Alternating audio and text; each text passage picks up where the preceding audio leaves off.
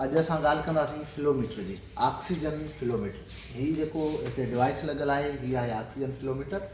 हिन oxygen flowmeter खे कीअं यूज़ कजे, कीअं हैंडलिंग कजे, इन खे ॿिए हंधि असां जेको आहे न मोबाइल करे ॿिए हंधि किथे लॻाए सघूं, असां एक्सचेंज करणु चाहियूं उहे बि करे सघूं था। ऐं असां अॼु जे हिन में सिखंदासीं त ऑक्सीजन जेके डिलीवरी सिस्टम आहे उन में असां कहिड़ा कहिड़ा ऑक्सीजन डिवाइसिस आहिनि जेके यूज़ कंदा आहियूं, उहे कॾहिं यूज़ कंदा आहियूं, कीअं पेशेंट ते असां कहिड़ी कंडीशन हुजे त उन ते यूज़ कयूं। उन करे सभ खां पहिरियां असां हिनखे सम्झूं था त हीउ जेको फ्लोमीटर हिते लॻियल आहे ऑक्सीजन फ्लोमीटर, उन जा पार्ट घणा आहिनि। उनजो हिकु पहिरियों पार्ट आहे जंहिंजो नालो आहे फ्लोमीटर। हिन में तव्हां ॾिसंदव त हिन में 1 खां 15 ताईं अंग लिखियल आहिनि। मतिलबु असां जेको ऑक्सीजन जो रेट ॾेई सघूं था, फ्लो जेतिरा लीटर ॾेई सघूं था, उहे असां 1 खां 15 लीटर ताईं हिन ऑक्सीजन फ्लोमीटर जे थ्रू असां ॾेई सघूं था। उहो डिपेंड करे थो पेशेंट जी कंडीशन ते ऐं पेशेंट जे जेको ऑक्सीजन डिवाइस जी डिलीवरी आहे उन ते, उन में छा ॾियूं असां। ठीकु आहे, त हिन जे अंदरि तव्हां ॾिसंदव त हिनखे मां कढां थो। हाणे हिनखे कढण जो तरीक़ो इहो आहे त हिन जो जेको हीउ गोल आहे, हिन में हीउ सर्किल, हिनखे असां ज़ोर सां प्रेस कंदासीं, उहो अंदरि स्प्रिंग हिन जो एंटर थींदो त हिन जे क्लिप जेके आहिनि उहे ओपन थींदियूं। क्लिप ओपन थींदियूं त हिते क्लिप लॻंदियूं आहिनि, उहे बि जेके आहिनि निकिरी वेंदियूं ऐं हीअ क्लिप बि उनजी निकिरी वेंदी। त हिन जा जेके पार्ट आहिनि, हिकिड़ो ई फ्लोमीटर जंहिं ते असां ऑक्सीजन लीटर्स में मेयर कंदा आहियूं। हिन में 1 खां 15 लीटर ताईं असां ऑक्सीजन ॾेई सघूं था। ॿियो ही हिन जी क्लिप आहे जेका ऑक्सीजन पोर्ट में फिट थींदी आहे, जंहिंजे थ्रू ऑक्सीजन इंटर थींदी आहे।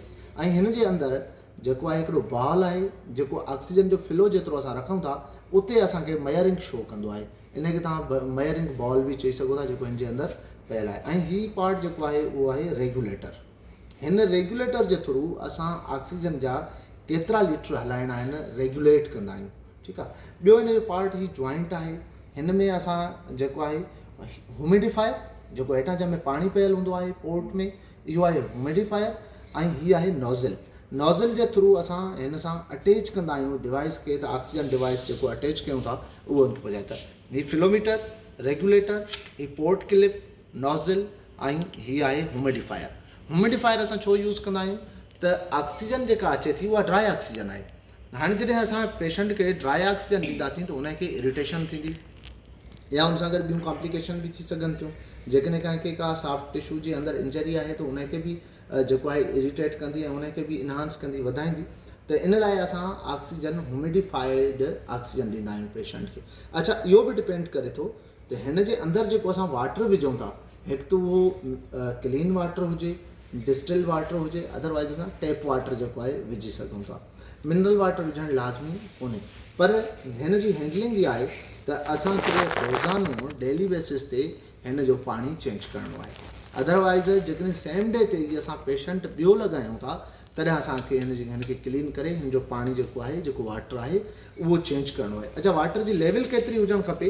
हाणे जेकॾहिं असां हिन में ॾिसंदासीं त हिन जे अंदरि जेका वाटर आहे उहो जेकॾहिं उहो वधीक हूंदो, जेका फर्स्ट लेवल आहिनि जे लोअर लेवल लिखियलु आहे, जेकॾहिं हिन खां वधीक हूंदो वाटर इन लोअर लेवल खां, त इहो ई पाणी जेको असां डिवाइस अटैच कंदासीं उन सां गॾु, डिवाइस सां गॾु जेको आहे उहो पेशेंट जी उन में नेज़ल ताईं, माउथ ताईं पहुची सघे थो। और इहो जेको पाणी, जेको वाटर जेको आहे उन जी बि मेजरमेंट प्रॉपर करणी आहे। ईअं न हुजे त ड्राई हुजे, ईअं न हुजे त हीअ हिन में पुराणो ख़राबु पाणी इन्फेक्टेड थी वियो हुजे जेको। अच्छा, हिन जे अंदरि अक्सर तव्हां ॾिसंदव हॉस्पिटल्स में जिते को बि ध्यानु न हूंदो आहे उते फंगस ठही वेंदा आहिनि। तव्हां हिनखे खोलींदव, हिन जे अंदरि जेको आहे फंगस ॼमियल हूंदा, त उहो बि हिकिड़ो डेंजरस आहे पेशेंट लाइ ऐं उहो हिकिड़ो ग़लति अमल आहे।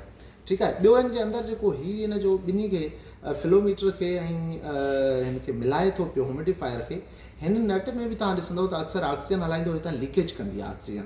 त हिन खे बि प्रॉपर जेको आहे उहो क्लोज़ करिणो आहे, बंदि करिणो आहे। जॾहिं ही प्रॉपर बंदि हूंदो त पोइ जेको आहे ऑक्सीजन जी लीकेज न थींदी। अच्छा, हीअ तव्हां ॾिसंदव जेको ही पोर्ट में असां फिट कयूं था ऑक्सीजन वारे में, हिन जे अंदरि ही निशान ठहियलु आहे, गैप आहे। ऐं ईअं तव्हां हिन जे जेकॾहिं वेझो कंदव त हिन जे अंदरि हिकिड़ो स्प्रिंग आहे मथे पासे खां। इहो स्प्रिंग जेको आहे हिन होल सां गॾु फिट थींदो आहे ऐं हिन जे अंदरि बि क्लिप आहिनि जेके वरी हिन सां फिट थींदियूं आहिनि। कॾहिं कॾहिं तव्हां जेकॾहिं कुझु माण्हू जंहिंखे हैंडलिंग न ईंदी हूंदी, उहो हिन खे लॻाए छॾींदो, ईअं अटैच करे छॾियो, हीअ हिते बीहजी वियो। जॾहिं ऑक्सीजन हलाईंदो त उन प्रेशर ते ई ऑक्सीजन फ्लोमीटर किरी पवंदो ऐं जो ग्लास बि भॼी सघे थो ऐं तव्हांखे ऑक्सीजन बि न हलाए सघंदो। इन लाइ लाज़मी आहे त तव्हांखे हिनजी हैंडलिंग अॼणु खपे। सभ खां पहिरियां हिनखे तव्हां फिट कंदव हुन ते पंहिंजे स्प्रिंग ते ऐं पोइ हिनखे जस्ट हिकिड़ो दफ़ो ई अंदरि ज़ोर ॾींदव त हीउ लॻी वेंदो। हाणे हीउ नथो लॻे छाजे कारण त हीउ हिन ते फिट न आहे प्रॉपर।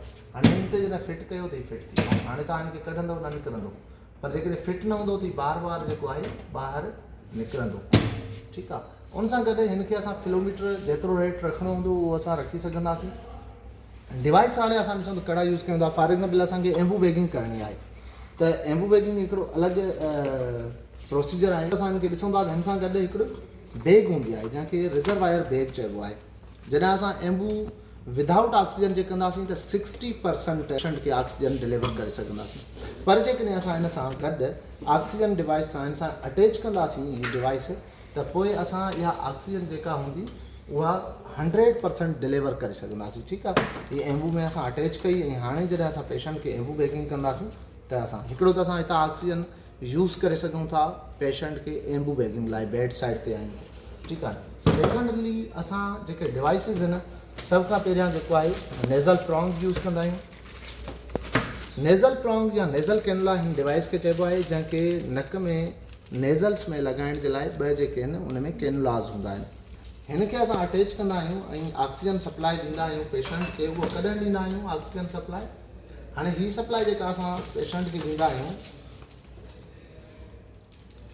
पेशेंट जी नीड जे बेस ते यूज़ कंदा आहियूं। हिकिड़ो पेशेंट आहे जंहिं पेशेंट खे जेका नीड आहे उहा पेशेंट जी उहा घटि आहे। असां पढ़ियो आहे त ऑक्सीजन नेज़ल कैनुला मां जेका असां ॾींदासीं 30% ताईं असां ऑक्सीजन हिन मां डिलीवर करे सघूं था, 24 to 35%। हाणे असां नीड ॾिसंदासीं जेकॾहिं पेशेंट जी सेचुरेशन 70 अचे थी या 70 खां घटि अचे थी, माना 80s में आहे 90s में आहे 70 प्लस आहे त असांखे हीअ डिवाइस ओपन करणु खपे। अदरवाइज़ असांखे पंहिंजो इकनॉमिक लॉस न आहे करणो, छाजे कारण ते हीअ पेशेंट खे फ़ाइदो न ॾींदो। असां ऑक्सीजन केतिरी हलाए सघूं था? नेज़ल कैनुला मां असां ऑक्सीजन 1 खां 6 लीटर ताईं ॾेई सघूं था। 1 लीटर खां 6 लीटर ताईं ऑक्सीजन असांखे ॾियणी आहे त पोइ असां नेज़ल कैनुला जो यूज़ कंदा आहियूं। अदरवाइज़ जॾहिं असांखे इन खां वधीक ऑक्सीजन ॾियणी हूंदी आहे त असां पोइ ॿियो डिवाइस यूज़ कंदा आहियूं जंहिंजो नालो आहे ऑक्सीजन मास्क। ऑक्सीजन मास्क मां असां पेशेंट जी जेकॾहिं नीड 15 to 50% ऑक्सीजन ताईं हुजे त पोइ असां यूज़ कंदा आहियूं ऑक्सीजन मास्क या हिनखे फेस मास्क बि चइबो आहे। हीअ पेशेंट जे फेस ते असां लॻाईंदा आहियूं मास्क। हाणे हिन मास्क खे यूज़ करण लाइ असांजो मतिलबु त फ्लोमीटर मां लीटर रेट वधीक थी वेंदो त परसेंटेज बि अल्टीमेटली वधीक वेंदो पेशेंट खे। हिन मां असां हलाए सघूं था 6 लीटर खां 10 लीटर ताईं, सम टाइम असां 12 लीटर ताईं बि हिन मां ऑक्सीजन डिलीवर कराए सघूं था पेशेंट खे। जॾहिं असांजे पेशेंट जी नीड 6 खां 12 लीटर ताईं हुजे त असांखे यूज़ कहिड़ो डिवाइस करिणो आहे? ऑक्सीजन मास्क करिणो आहे। उन सां असां ऑक्सीजन ॾींदासीं ऐं हीअ जेको डिलीवर कंदो ऑक्सीजन 50% ताईं पेशेंट खे डिलीवर करे सघे थो। ऑक्सीजन 50% ताईं असांखे डिलीवर करणी आहे त असां यूज़ कंदासीं। अच्छा, हिन खां बाद में यूज़ थींदो आहे NRB मास्क। NRB मास्क सां जस्ट अहिड़ो ई मास्क हूंदो आहे, उन सां गॾु मास्क बैग हूंदी आहे जीअं ही एम्बू बैग आहे अहिड़ी बैग हूंदी आहे त असां उन सां जेको आहे पेशेंट खे ॾींदा आहियूं। उन में असांजो हाई फ्लो हूंदो आहे, फ्लो उन में वधीक हूंदो आहे, परसेंटेज बि उन खां वधीक हूंदो आहे। कुझु कंडीशन में जंहिंमें पेशेंट जो लंग कोलेप्स करे थो पियो उन कंडीशन में असां उनजो रिजर्वायर ॾींदा आहियूं। जहिड़ी तरीक़े सां असांजी रेजिडुअल कैपेसिटी हूंदी आहे असांजे लंग्स जी, जेकॾहिं उहा घटिजी वञे त पोइ असांजी हीअ रिजर्वायर बैग जेका आहे उनजो कमु कंदी आहे। उनखां बाद में असां फेस टेंट यूज़ करे सघूं था ऐं हेड शीट जेका आहे असां गिलास उहो यूज़ करे सघूं था, वेंचुरी मास्क यूज़ करे सघूं था। उन में असां हिन मां ऑक्सीजन सप्लाई ॾेई सघूं था। इन खां अलावा बि जेकॾहिं असांखे नेबुलाइज़र मास्क मशीन न आहे इन त असां हिन मां बि पेशेंट खे नेबुलाइज़ेशन ऑक्सीजन मां कराए सघूं था। हीअ असांजो जेको डिवाइस आहे हे आहे नेबुलाइज़ेशन मास्क या नेबुलाइज़र किट बि हिन खे चइबो आहे। हीअ असां जेको आहे यूज़ करे सघूं था हिन तां। अच्छा, 5 लीटर खां 8 लीटर ताईं जेकॾहिं असां हिन मां हलाईंदासीं ऑक्सीजन त हीअ बहितरीनु जेको आहे सो फ्यूम जेको आहे उहो ठाहिणु शुरू कंदो, जंहिंजे थ्रू असां पेशेंट खे नेबलाइज़ेशन कराए सघूं था। जेका बि असांजी मेडिसन आहे, वेंटोलन आहे, एटम क्लिनिल आहे, नॉर्मल सलाइन सां डाइल्यूट करे असां उन सां हिन में मिलाईंदा आहियूं ऐं हिन मां असां जेकॾहिं हलाईंदासीं फ्लोमीटर मां असांखे 4 खां 5 लीटर ते वधि में वधि असां 8 लीटर ते वञी सघूं था। ठीकु आहे, बाक़ी असां पेशेंट जी पोज़ीशन उहा उन में प्रॉपअप कंदा आहियूं उहे। त हीअ असांजो पूरो ऑक्सीजन डिलीवरी सिस्टम आहे जेको ऑक्सीजन जेको फ्लोमीटर आहे उन जे थ्रू असां प्रोवाइड कंदा आहियूं। Thank U.